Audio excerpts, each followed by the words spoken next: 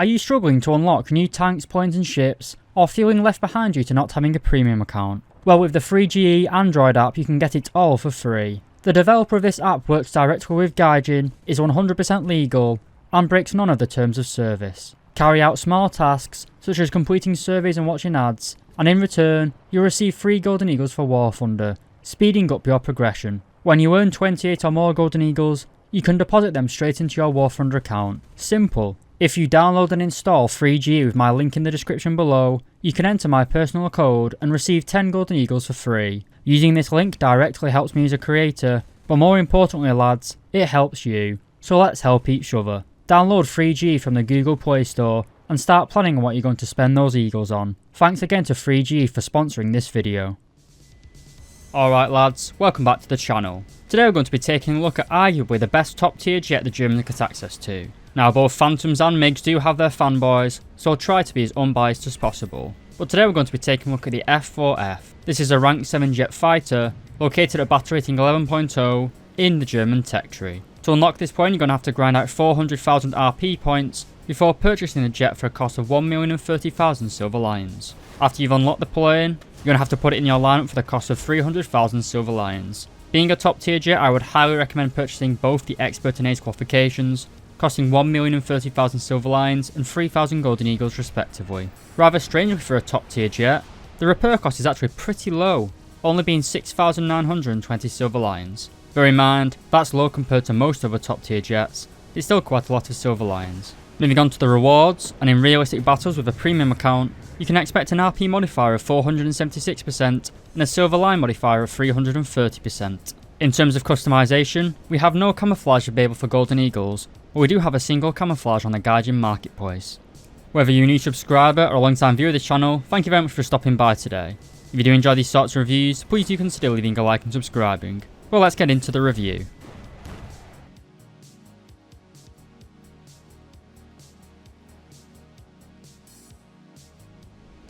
Moving on to the engine and performance of the F-4F, and it kind of sits in the upper tier of the Phantoms in game. This is due to this variant of the Phantom being powered by the MTU Aero engine J79. It has a military power output of 5,200 kg and an afterburning thrust output of 8,010 kg of thrust. This means that when the F-4F is fully modified, you'll have a climb rate of 191.5 meters per second. Compared to the American F-4E, it hung at a climb rate of 189.5 meters per second. You're essentially getting 2 meters per second better climb rate. This isn't too much. However, if we compare the F-4F to the British Phantom FGR2, which has a climb rate of 209.5 meters per second, you can see that the German top tier isn't the highest performing of the Phantoms in game, at least in terms of climb rate. And it's a similar situation when we come on to the top speed. Again, the British FGR2, which is well noted for being a very fast Phantom, can achieve a top speed of 2,267 km per hour at an altitude of around 11 km. The F-4F on the other hand, can achieve a top speed of 2,139 km per hour at an altitude of 12 km. Compared to the FGR2, the F-4F has weaker engines and is also probably a little bit heavier. This added weight hasn't been wasted however, as the F-4F has the Agile Eagle add-on, which gives it better leading edge slats on the wings, which in turn makes this F-4F very manoeuvrable, at least compared to the older Phantoms that we found in game, such as the FGR2. While pretty much all the Phantoms share the same turn time of 26 seconds on the stat card, in practice in an actual dogfight, you'll find that the F-4F turns much better than the conventional Phantom models. Going from specific to rather general stats, just like pretty much all the other Phantom in the game, the acceleration is kind of low, but you do have that high end top speed. This means you should be careful when around jets like the F-5Cs or F-5Es, as while they do not have a higher top speed than you, they accelerate a lot faster than you do. So you shouldn't really be turning in this jet, or any of the other Phantoms for that matter. Always try and retain as much speed as you can, as it is the only thing that will keep you alive. Well, apart from one other thing. Like a few of the other Phantom variants in the game, the F-4F does have access to flares and chaff. These three combinations, a high top speed, somewhat good manoeuvrability, and flares and chaff, is kind of the trifecta for top tier meta. You want to keep your speed, roll to dodge missiles, and add chaff to even better defeat those missiles. So while the F-4F isn't really a master of any one thing, it doesn't have the top speed of the FGR2, and it doesn't have the payload of the F-4C, but it's a pretty good jack of all trades. To finish up this segment, you'll rip your wings at around 1458 km per hour, your gear will snap at around 460 km per hour, and while you do have 3 sets of different flat levels, combat, takeoff and landing, using them in a dogfight is pretty inadvisable, as they rip off at quite low speeds, and they're a huge source of drag on your airframe, which will slow you right down. And if you've learnt anything from the last 2 minutes of me speaking, is you should always maintain your speed and energy.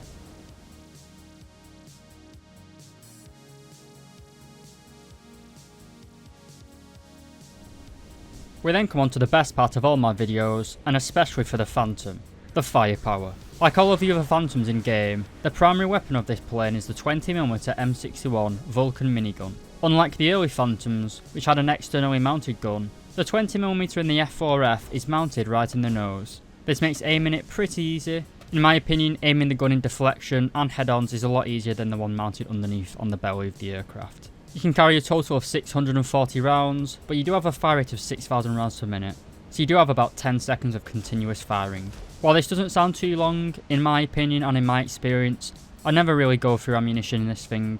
We are at top tier jet battle, so most of the work is going to be done by a certain missile, which we'll get into shortly. Before the good old missiles, we've got some other stuff to cover. The first of which being bombs. Due to the American tradition of bombing communist countries back to the Stone Age, this plane can carry a large amount of bombs. First up, the 500-pound Mark 82s. These carry a TNT equivalent of 118 kilograms and can destroy any vehicle within a radius of 8 meters. We also have the much more practical 750-pound bombs, with a TNT equivalent of 207 kilograms, destroying any vehicle within the radius of 11 meters. If these aren't good enough, then we have the 1,000-pound Mark 83s. These contain 272 kilograms of TNT, destroying any vehicle within a radius of 13 meters. And finally, when you absolutely, positively, exceptionally to blow everybody in the room away, you can drop the 2,000-pound Mark 84 bombs. These contain 580 kilos of TNT, destroying any vehicle within a radius of 20 meters. There's not really too much to say about bombs. Obviously, the bigger they are, the less you can carry. In my opinion, I'd use the 750-pound bombs if you're trying to bomb stuff. 4 750-pound bombs add up to 3,000-pound bombs. And most bases in RRB require the equivalent of 3,000 pounds of bombs to destroy them. And you can also carry more than 1,000-pound bombs, so win-win. For closer support, however, I don't think you'll ever get close enough to a battlefield to drop bombs, Tunguskas, and automatics do not like F4 Phantoms. Another weapon system the F-4F is able to carry are good old-fashioned dumbfire rockets. First up, we have the Mighty Mouse. These travel at 701 meters per second and contain a relatively low warhead of 1.17 kilograms of TNT. The Mighty Mouse use a heat warhead or high explosive anti-tank. This gives it pretty good penetration, over 290mm of armour. But remember, that low TNT filler does mean that the post-penetration damage is rather low. If you do want good post-penetration damage, then the next rockets are for you. These are the Zuni Mark 32s. They have a much larger warhead, containing 8.9 kilograms of TNT, giving them 457mm of penetration. These rockets certainly are impressive, but they are much larger than the Mighty Mouse rockets, meaning you can only carry a fraction of the Zunis of what you can carry with the Mighty Mouse. So if you want to carry a lot of rockets and have multiple chances, take the Mighty Mouse. If you're quite good with rockets, you can generally kill within 3 to 4 rockets, then take the Zunis. However, in my opinion, just like the bombs though, if you are using rockets for close air support, I think you're kind of fooling yourself really. Getting close to a tank battlefield in 11.0 ground forces just isn't really practical anymore. However, our next weapon system might be able to nullify this. These are the AGM-65Bs. These are TV guided Maverick missiles. These missiles are aimed by using the V key and then locking onto an enemy tank.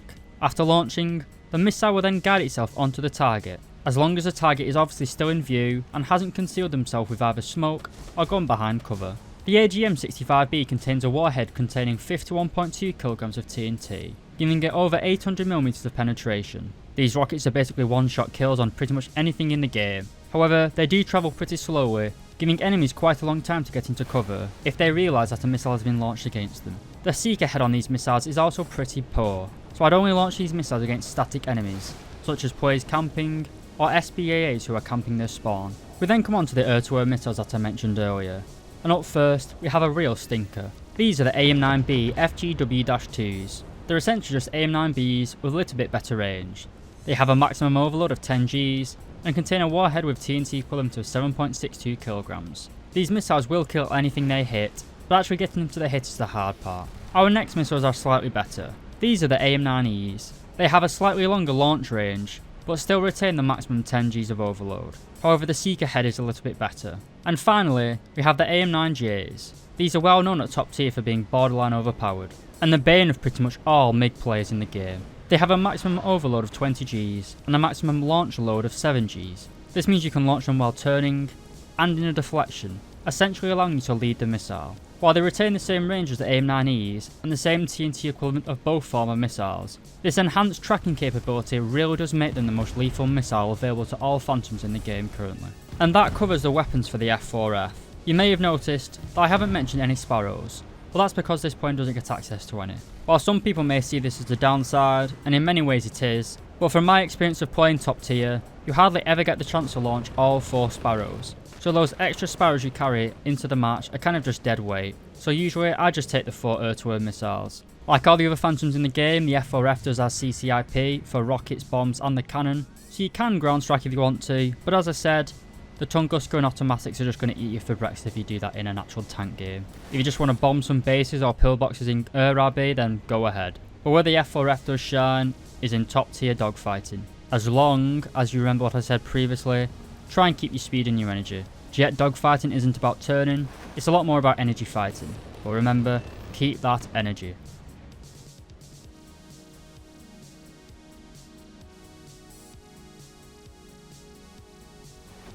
Alright lads, before we get into the review, let me know down below what you guys think about the F-4F, and what tank, ship or plane you guys would like to see reviewed next. Now personally, the F-4F is a little bit of a tight and uptight kind of plane, to be honest.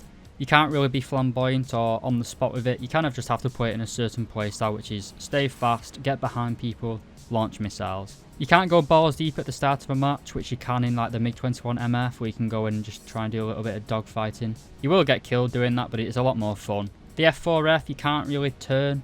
While you do have that Agile Eagle upgrades, which does make you a lot more agile compared to other Phantoms, you still do god-awful in terms of manoeuvrability when it comes to pretty much every other jet in the game. With the F-5Es, the F-5Cs, the Drakens, the Mirages, you'll get your shit kicked in if you try and turn in any Phantom. So for me personally, I'd say that the MiG-21 MF is more fun, but the F-4F is a better plane in general. The F-4F, it's fast, it's got good anti-tank and anti-plane weapons, but to me it just lacks that little bit of character that I like in a jet. Now, should you grind the F-4F?